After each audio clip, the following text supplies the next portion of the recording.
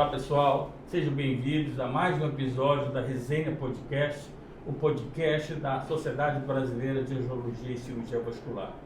Hoje nós temos um convidado muito especial. Vocês devem estar observando que nós não estamos na sede da SBACV. Nós estamos hoje em Brasília, no Senado Federal. Iremos entrevistar o senador Wellington Fagundes. O senador Wellington Fagundes tem uma longa história de serviço à nossa nação. Ele já esteve há 6 mandatos como deputado federal pelo estado do Mato Grosso e já está no seu 2º mandato como senador pelo Mato Grosso. Ele é um grande defensor da saúde no Brasil, uma vez que o senador ele é médico veterinário, então ele está relacionado à área de saúde. Senador, muito obrigado por nos receber aqui. Nós estamos no Senado Federal. Aqui eu queria que o senhor falasse para eles do Bloco Vanguarda, onde o senhor é o presidente já há algum período. Obrigado, senador. Doutor Armando, doutor Ronald, né, que também é o diretor da nossa Sociedade Brasileira de Angiologia, é uma satisfação estar aqui podendo falar. E aqui nesse momento estamos no Bloco Vanguarda, que eu sou líder, e esse bloco aqui é o PL e também é o Novo. E aqui todas as terças-feiras, nessa sala, nós reunimos também o bloco da oposição, todos os senadores da oposição, para discutir o Brasil e, claro, temas que a gente possa estar melhorando a condição de qualidade de vida do nosso povo. Portanto, está aqui com o presidente da Sociedade Brasileira de Angiologia. Discutir saúde é um tema que, mais do que importante, ele é relevante e ele é o dia a dia nosso aqui, dado que a medicina hoje no mundo cada dia mais especializada, demanda recursos tanto para medicação de alto custo, como também equipamentos, enfim, por isso somos parceiros aqui. Senador, deixa eu perguntar ao senhor, em relação exatamente aos recursos à saúde, como o senhor observa, aquela evolução da saúde, o custo da saúde é elevadíssimo. Existem emendas parlamentares específicas para a saúde. Nos seus mandatos, o senhor teve alguma atuação em emenda parlamentar ou um projeto de lei ou algo relacionado à saúde do brasileiro? Doutor Armando, isso aqui é o corriqueiro, porque todos os municípios precisam de recursos, né? Os prefeitos, né, que são sobrecarregados com a saúde básica, e claro, às vezes o município não tem hospital, ele precisa da ambulância e a sociedade pressiona porque quer o posto de saúde, quer o hospital, quer melhores condições. Então, isso é a demanda do dia a dia. Então, nessa experiência aqui no parlamento, todos os anos eu tenho trabalhado, porque eu também sou municipalista convicto. Eu sou vice-presidente também da Frente Parlamentar em Defesa dos Municípios. E a saúde, claro, no Brasil, mais do que nunca, ela é tripartite. É o governo federal, governo dos estados e os municípios trabalhando em conjunto. E, aliás, quanto mais essa parceria se consolida, melhor para a sociedade.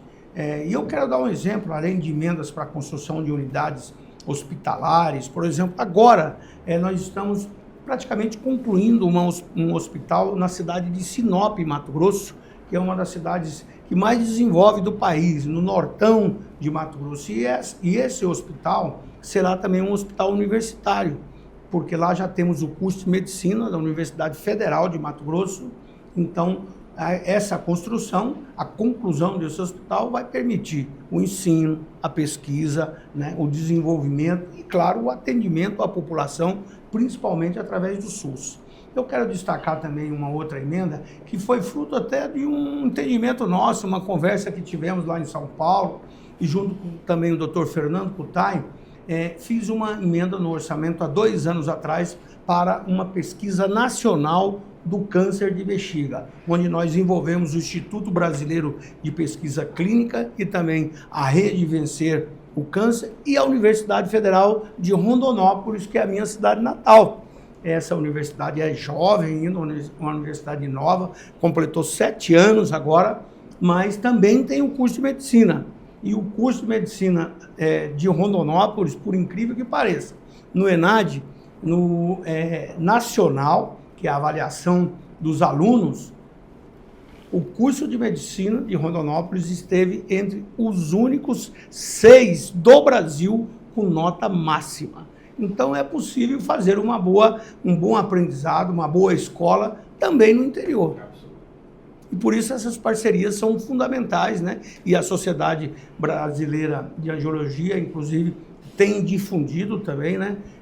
Várias campanhas que vocês têm trabalhado pelo Brasil inteiro. É. E eu quero convidá-los também, assim como fizemos essa parceria com o Instituto Vencer o Câncer, vamos também para o Mato Grosso. Nossa, a notícia está sendo... Ronald, vamos nessa, né, Ronald? Fantástico, presidente, senador, é um prazer estar aqui. Se o senhor me permite a deixa, aproveitando, lembrar que o senador também é médico veterinário e tem esse interesse todo pela saúde e pela educação. Queria que o senhor comentasse um pouquinho para a gente, senador, sobre a portaria do MEC, que saiu agora em maio, recente, mudando um pouco sobre o caráter da graduação no Brasil, principalmente dos cursos de medicina e da área da saúde. O senhor deve saber, certamente, mas não sei se a população sabe, o curso de medicina hoje de graduação ele passou a ser 100% presencial, enquanto alguns outros cursos 70%, mais especialmente chamei a atenção do seu curso de medicina veterinária, ainda se manteve com 40% de presencial. Como é que o senhor vê essa portaria? O que o Senado e o seu gabinete em específico pretende trabalhar a respeito disso? Eu vejo como um perigo para a sociedade brasileira, né? Porque como você pode admitir um curso na área médica à distância? Né? É claro que um curso na área médica tem que ser presencial, tem que estar ali, como a gente fala, com a mão na massa, tem que ver, tem que sentir, até como meu pai me dizia, né? Quando ele tinha um médico que não pegava, que não apalpava, ele já não ficava satisfeito. Imagina para o aluno, que ele não tem acesso ali às aulas práticas, não tem conhecimento do que é a vivência de uma profissão, né? É muito difícil. Então, hoje, felizmente, a medicina humana já é 100% de aula presencial, mas nós temos que evoluir. Por quê? Cursos como enfermagem e outros cursos da área também é muito importante, porque a responsabilidade do profissional é igual, né? Porque ele vai estar mexendo ali com a vida das pessoas, da mesma forma com a área da medicina veterinária. Por quê? Porque também, primeiro, a medicina veterinária ela cuida dos animais e nós temos um grande problema e que precisamos trabalhar junto com a medicina humana, que são as zoonoses, né? As doenças dos animais que são transmissíveis para os humanos. E, aliás, quando eu fiz medicina veterinária, na minha Universidade Federal do Mato Grosso do Sul, os 2 primeiros anos nós fizemos juntos medicina humana e medicina veterinária, exatamente porque muitas práticas, até a anatomia e outras matérias, biologia, microbiologia, são praticamente idênticas, né? Então, isso é muito importante que a população compreenda e cobre realmente, porque criar novos cursos no Brasil é importante em alguns casos, regiões longínquas, por isso eu disse aqui até em relação ao curso de medicina, a boa avaliação do curso de medicina em Rondonópolis, mas criar cursos de forma sem critério é muito perigoso, principalmente no caso em que também, no meu caso, a veterinária, não só cuidar dos animais, mas nós temos uma responsabilidade com a saúde pública através da produção de alimentos de qualidade, principalmente a proteína animal, que é indispensável praticamente a toda a população. Então, eu acho que essa responsabilidade é um trabalho que todos os conselhos federais precisam estar sempre trabalhando, juntos, né? Conselho Federal de Medicina, de Enfermagem, de Veterinária e tantos os outros. Senador, excelente a sua colocação. Eu sempre, nosso bate-papo, eu peço para o nosso convidado fazer uma analogia, uma semelhança entre o Brasil atual e um filme que o senhor já assistiu. Então, na situação atual do Brasil que nós estamos, na sua visão do Brasil, qual seria o nome de um filme que o senhor daria para o Brasil? É perigoso, porque de repente eu vou ter que falar filme de terror, né? Não, mas olha, eu prefiro dizer a realidade do nosso dia a dia, né? Porque para todos nós, o cidadão que está nos assistindo, principalmente o cidadão simples, o que ele espera? Né? É o trabalho daqueles que tiveram a felicidade de poder cursar um curso, seja ele de nível técnico, seja ele um curso universitário, e ainda mais aqui na sua referência como um doutor renomado internacionalmente, mas nós não podemos perder a base. Nós não podemos deixar de ser seres humanos, né? Então nós temos que ter a sensibilidade. Eu, por exemplo, sou relator agora de um projeto que regulamenta a aposentadoria dos agentes de saúde e endemia.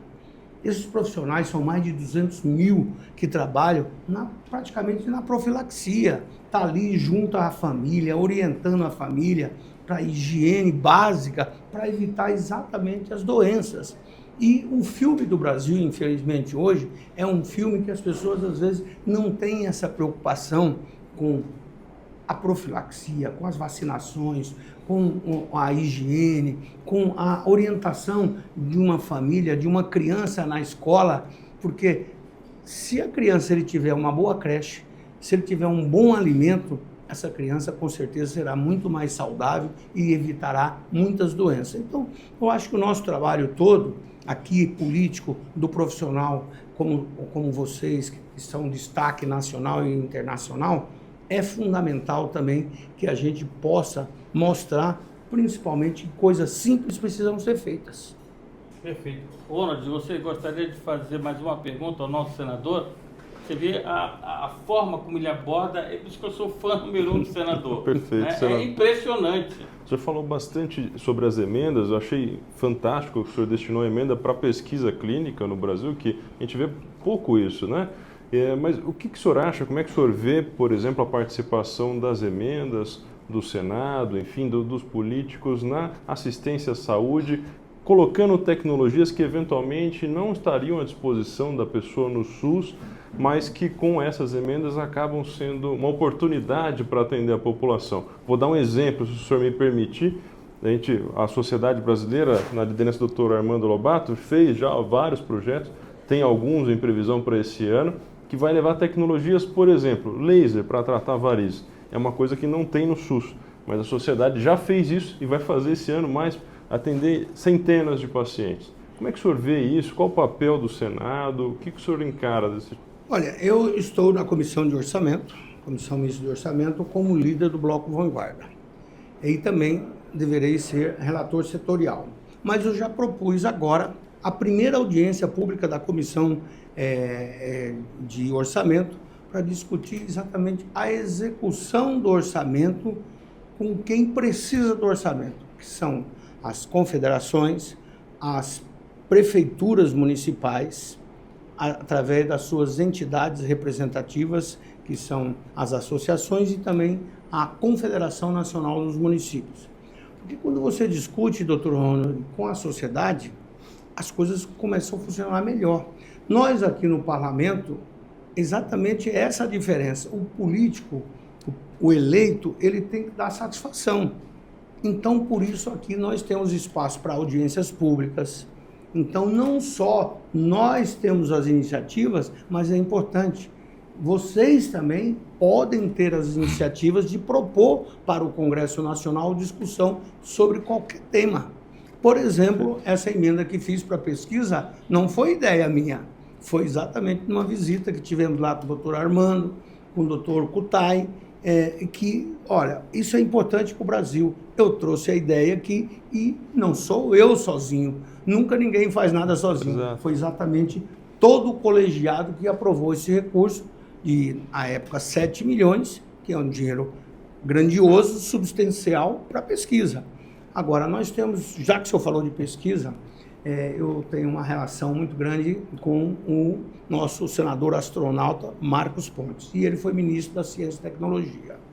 O grande problema que a gente ainda vê no Brasil, mas que ele foi um desafio que ele trabalhou muito, é porque a cultura no Brasil é que as universidades, os institutos de pesquisas, faziam as pesquisas e elas ficavam na prateleira. não eram pesquisas feitas em conjunto com a indústria para que ela possa desenvolver a pesquisa e ir lá na ponta com o resultado. Né? O Brasil é o campeão de pesquisa de prateleira. Então, é uma mudança cultural que nós estamos fazendo e precisamos cada dia mais fazer. Porque o pesquisador, ele faz o seu papel em pesquisar, mas quem vai desenvolver o trabalho da pesquisa é a indústria. E, às vezes, as universidades têm essa preocupação. Mas nós vamos envolver com o empresário? Não, nós temos que fazer com que aquele trabalho desenvolvido com talento, com a competência de quem pesquisou, ele possa ir lá na ponta e servir à sociedade. Você vê, foi muito boa, Ronald. Sabe, senador, como alguns projetos de lei que fizemos com o senador astronauta, que o senhor estava até na minha casa uma das vezes, que nós falamos sobre a invasão das especialidades médicas por não médicos, ou então a prova do OAB para a medicina.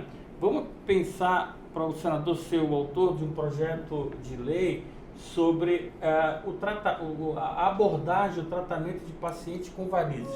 Sabe por quê, senador? Para a gente finalizar, porque aqui não dá, a gente não queria terminar nunca, mas é o seguinte, hoje, o hospital público, senador, o Hospital de São Paulo, por exemplo, a fila de espera, nós estávamos conversando, para cirurgia de varizes simples, é 5 para mais, 5 anos para mais. Por quê? Porque precisa de um leito para internar. E leito hoje é difícil, porque você precisa para aneurisma, para infarto. E se você usar, por exemplo, uma tecnologia moderna, o paciente não precisa internar. Isto vai reduzir o custo absurdamente do Estado, porque esse paciente faz o procedimento e vai para casa. Senador, muito obrigado pela sua entrevista. Como sempre, o senhor consegue transmitir à população a ideia que nós gostaríamos que eles ficassem cientes. Senador, muito obrigado. O dono da entrevista são vocês, mas eu quero encerrar a entrevista fazendo uma pergunta. Aos dois, né? Aos dois. Eu vi uma entrevista do Elon Musk, ele dizendo que a inteligência artificial será uma revolução mais do que a bomba atômica. Porque a inteligência artificial, o primeiro que ela vai ter efeito é em quebrar a indústria farmacêutica, porque ela vai trazer tanta revolução em diagnósticos e em melhoria da saúde pública, que vai revolucionar mais, então, do que o efeito da bomba atômica. Isso é verdade? Eu acredito que, na verdade, no Congresso CICIG, nós somos o presidente, senador, nós tivemos uma sessão só sobre a inteligência artificial, no qual participou o senador astronauta e no qual participou o presidente da Associação Médica Brasileira sobre esse assunto. E o senhor deve estar participando aqui porque está em andamento, né, leis relacionadas à inteligência artificial. Ele vai revolucionar não é só na parte farmacêutica, na parte médica, na parte jurídica, né? Hoje você vai ver que vários grandes escritórios já trabalham com inteligência artificial. Não sei se o senhor está sabendo, já tem estudos mostrando que a mamografia, que é um exame que toda mulher faz, e que o diagnóstico às vezes é muito difícil de dar na fase incipiente, a inteligência artificial nos Estados Unidos já se mostrou que ela tem um resultado melhor do que de um grupo de médicos. Então, olha só a que ponto nós estamos chegando em tudo isso daqui. E isso nós estamos no início da inteligência artificial. Eu acho que vai ser uma revolução assim absurda, o que vai ocorrer em tudo. O que você acha, Ronald? Concordo, presidente. Eu só acho que a gente precisa lembrar, a inteligência artificial é fantástica, mas é mais uma ferramenta para ajudar a gente no atendimento e no cuidado da população. E como o senador lembrou muito bem, aquele contato pessoal, aquele contato humano, eu acho que isso nunca vai ser substituído. Mas, sem dúvida, como o presidente comentou aqui, a gente vai ter muito mais recursos para melhorar esse atendimento aí. Eu tive, senador, eu li uma coisa sobre inteligência artificial, que eu gosto muito desse assunto, que foi a Meta do Facebook. Ele fez um supercomputador com inteligência artificial e ele começou a conversar com a inteligência artificial de uma forma entre dois computadores e o grupo da Meta. Chegou um certo momento, os dois computadores criaram um idioma diferente que só os dois computadores entendiam e a Meta não entendia. O ser humano, eles criaram para não conversar com o ser humano e foi desligado o computador. Então, eu acho que eu tenho medo que eu gostaria que fosse isso, que sempre vai ter o homem, mas eu tenho medo. O Elon Musk fala que vai destruir a humanidade. Ele vai muito mais longe. Ele falou, bom, ele vai destruir a humanidade. Eu tomara que não chegue nisso, tomara que fique nisso que o Ronald está falando. Mas aí também já tem a teoria que o homem de 800 anos já nasceu. Já. Então, eu acho que Deus criou o mundo e nunca deixará de existir essa sensibilidade humana, né, para dominar a máquina sempre a favor do ser humano. Aqui nós na pandemia aprovamos a medicina à distância, eu acho que são evoluções que precisam acontecer, porque para facilitar a vida de quem às vezes não tem como se deslocar, né, um diagnóstico hoje à distância, tudo isso facilita muito. Mas é claro, acima de tudo é a sensibilidade humana e Deus também, né? Entendo. Pessoal, foi sensacional a entrevista. Fantástico. Senador, muito obrigado por estar conosco.